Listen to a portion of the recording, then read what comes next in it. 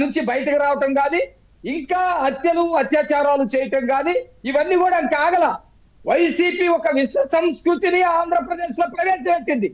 రాష్ట్రంలో చిన్న చిన్న పిల్లలు రేపులు చేస్తా ఉన్నారు, చిన్న చిన్న పిల్లల్ని రేపు చేస్తా ఉన్నారు, నడి రోడ్డు మీద నరుకుతా ఉన్నారు. అది మీ ఫెయిల్యూర్ అని జగన్ గారు మోదీ గారికి లేఖ రాశారు. అసలు రాష్ట్రం ఏమైపోతుందో, శాంతి భద్రతలు ఉన్నాయా అని నేను అదే అడుగుతా ఉన్నా.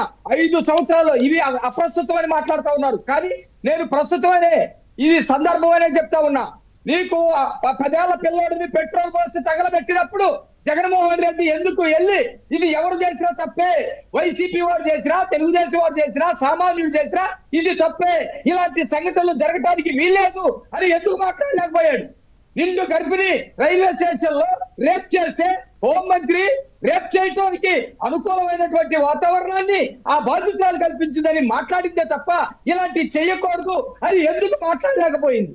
జగన్మోహన్ రెడ్డి ఒక నడి రోడ్డు మీద సుధాకర్ ని అత్యంత దారుణంగా పిచ్చోడం చేసి కడరెక్కలించి రోడ్డు మీద పడేసినప్పుడు ఇలాంటి సంఘటనలు చేయకూడదు, ఏదన్నా ఉంటే చట్ట ప్రకారమే శిక్షించాలని జగన్మోహన్ రెడ్డి ఎందుకు మాట్లాడలేదు?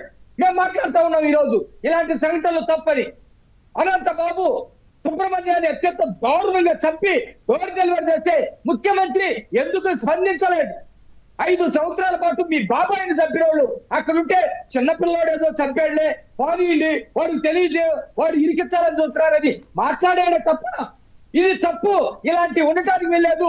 దోషుల్ని 5 సంవత్సరాల్లో నా సొంత విషయం కాబట్టి ఇక్కడి నుంచే మరి ఇవన్నీ కూడా మీరు శ్వేతపత్రాలు అసెంబ్లీలో పెట్టేస్తే ప్రజల ముందు ఉంచితే మీరు అనుకున్న లక్ష్యం నెరవేరిపోద్దా? లేదు లేదు, ప్రజల అసెంబ్లీ అంటే ఒక ప్రజల సమస్యల పరిష్కార వేదిక.